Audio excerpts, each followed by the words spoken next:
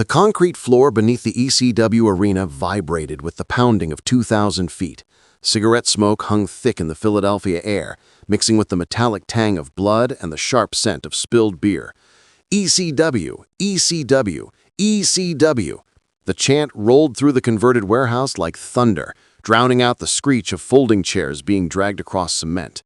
In this crucible of extreme wrestling, where hardcore legends were forged and careers ended in spectacular fashion, a new event was about to carve its place in wrestling history. Wrestle Palooza would become more than just another show. It would embody the raw, unfiltered spirit of a promotion that dared to push every boundary. August 5, 1995, marked the birth of Wrestle Palooza inside the sacred walls of ECW Arena. The venue itself told the story of ECW's place in mid-90s wrestling culture, a no-frills warehouse that stood in contrast to WWE's polished arenas and WCW's corporate presentation halls. ECW carved its identity from what the major promotions discarded: blood feuds that felt personal, wrestlers who looked like they'd crawl through glass for a victory, and fans who treated every match like a religious experience. The inaugural Wrestle Palooza featured the Public Enemy facing off against the Gangsters in a stretcher match that epitomized ECW's philosophy. Both teams embodied the promotion's commitment to believable violence and street-level authenticity. The Public Enemy, Johnny Grunge and Rocco Rock, had perfected the art of turning everyday objects into weapons, while the Gangsters brought an intensity that made audiences believe they were witnessing real street conflicts rather than choreographed entertainment. The stretcher match stipulation wasn't just a gimmick, it was a promise that someone would leave the arena on their back. Paul Heyman's vision for ECW centered on giving wrestling fans something they couldn't find elsewhere: unpredictability wrapped in genuine emotion. While WWE focused on larger-than-life characters and WCW threw money at established stars, ECW built its reputation on hungry performers who treated every match like their last opportunity to prove themselves. The ECW Arena's intimate setting meant wrestlers could make eye contact with fans in the front row, creating an electric atmosphere where the barrier between performer and audience dissolved. Wrestle Palooza's debut represented more than just another event on ECW's calendar. It signaled the promotion's confidence in its unique brand of sports entertainment, proving that audiences craved the raw intensity that only ECW could deliver. The stretcher match between the Public Enemy and the Gangsters set the template for future Wrestle Palooza events: brutal, personal, and absolutely unforgettable. Pay-per-view ambitions in Georgia. May 3, 1998 brought Wrestle Palooza to the Cobb County Civic Center in Marietta, Georgia, marking ECW's transition into the pay-per-view market. The main event featured Shane Douglas defending the ECW World Heavyweight Championship against Al Snow, two wrestlers who embodied different aspects of ECW's identity. Douglas represented the promotion's connection to wrestling's past, while Snow brought the unpredictable energy that defined ECW's future. The Georgia venue represented ECW's growing ambitions and its challenge in expanding beyond its Philadelphia stronghold. Southern wrestling fans had different expectations than ECW's core audience, but the promotion's reputation for delivering authentic emotion translated across regional boundaries. Shane Douglas, as champion, carried the responsibility of proving that ECW could maintain its edge while reaching for mainstream acceptance. Al Snow's challenge to Douglas created compelling television because both wrestlers understood ECW's unique requirements. Snow's unstable persona and willingness to blur the lines between character and reality perfectly matched ECW's commitment to psychological storytelling. Douglas, meanwhile, represented continuity and credibility, having established himself as a legitimate championship-level performer across multiple promotions. The pay-per-view format brought new pressures and opportunities for ECW. Television time constraints had forced the promotion to condense its storytelling into efficient packages, but pay-per-view allowed for extended character development and match progression. The Douglas-Snow Championship match utilized this expanded time frame to explore both wrestlers' motivations while delivering the physical intensity that ECW fans demanded. This transition to pay-per-view represented ECW's most ambitious period, when the promotion believed it could compete directly with WWE and WCW on their own terms. The final ECW Wrestle Palooza. April 16, 2000, at the Family Arena in St. Charles, Missouri, hosted what would become ECW's annual Wrestle Palooza event. The main event epitomized everything the promotion had built its reputation on.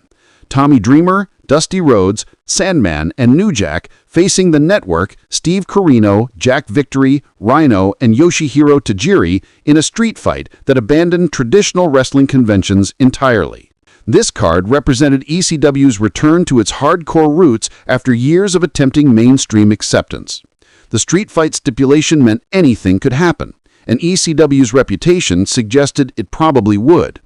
Tommy Dreamer had become the spiritual embodiment of ECW's never-say-die attitude, while Dusty Rhodes brought legendary credibility to the extreme environment. The Network, led by Steve Corino, represented a new generation of ECW talent that understood the promotion's philosophy while adding their own innovations. The Family Arena setting felt appropriate for ECW's final Wrestle Palooza.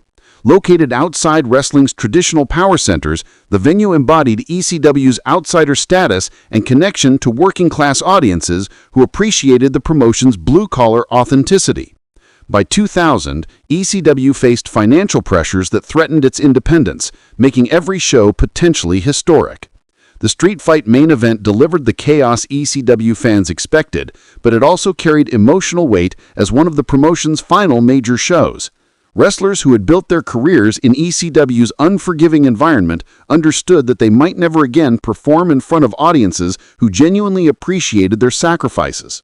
The match became both spectacle and farewell, celebrating ECW's contributions to wrestling while acknowledging that the promotion's independent era was ending.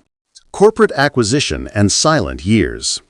ECW's closure in 2001 transferred the Wrestle Palooza name to WWE's expanding library of intellectual property.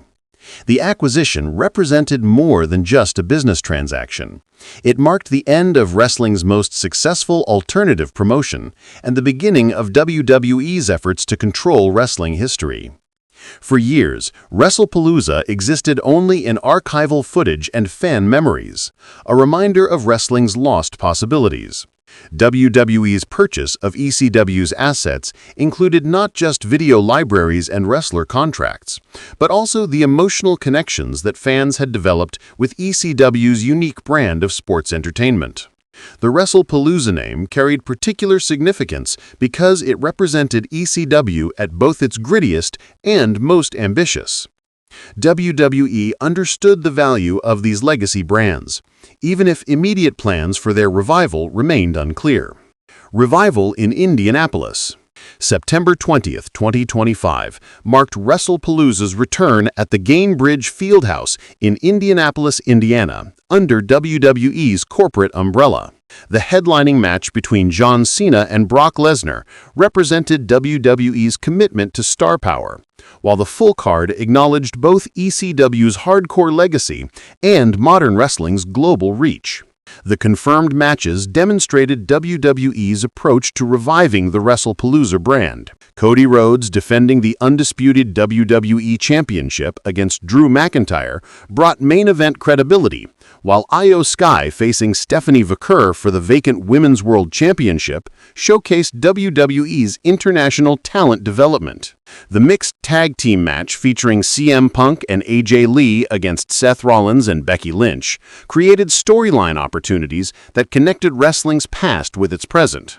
The Usos facing Bronson Reed and Braun Breaker rounded out a card that balanced established stars with emerging talent. WWE's marketing emphasized both nostalgia for ECW's hardcore era and excitement for modern wrestling's athletic evolution.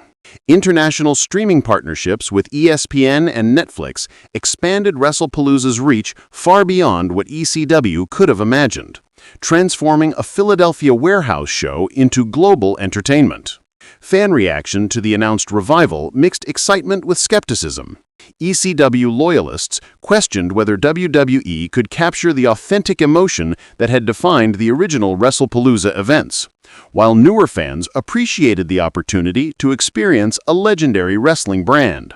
The Indianapolis venue represented neutral territory, far enough from ECW's Philadelphia roots to avoid direct comparisons, but close enough to wrestling's heartland to maintain credibility. The 2025 Wrestlepalooza card reflected WWE's modern approach to sports entertainment. Diverse talent from multiple backgrounds, storylines that acknowledged wrestling's history while advancing current narratives, and production values that transformed wrestling shows into multimedia spectacles. John Cena's participation brought mainstream credibility, while Brock Lesnar's involvement guaranteed the physical intensity that Wrestlepalooza demanded. Legacy and transformation. Wrestlepalooza's journey from ECW's concrete cathedral to WWE's corporate revival illustrates wrestling's fundamental transformation over 30 decades. The original events celebrated wrestling's capacity for genuine emotion and physical sacrifice, while the 2025 revival emphasized global reach and multimedia presentation. Both approaches reflected their respective eras' understanding of what wrestling audiences wanted and needed. The name's survival through corporate acquisition and years of dormancy demonstrates the enduring power of wrestling brands that capture fans' imaginations. ECW's Wrestlepalooza events created memories that transcended their immediate entertainment value, becoming touchstones for fans who believed wrestling could be more than simple escapism. WWE's decision to revive the brand acknowledges this emotional connection, while attempting to create new associations for contemporary audiences. Wrestling's cyclical nature means that innovations eventually become traditions, and traditions eventually require innovation to remain relevant. Wrestlepalooza's revival represents this eternal tension between honoring the past and embracing the future. Whether WWE's version can capture the authentic emotion that defined ECW's events remains an open question, but the attempt itself confirms that wrestling's greatest moments never truly disappear. They simply wait for the right opportunity to return, transformed but recognizable, to remind us why we fell in love with the squared circle in the first place.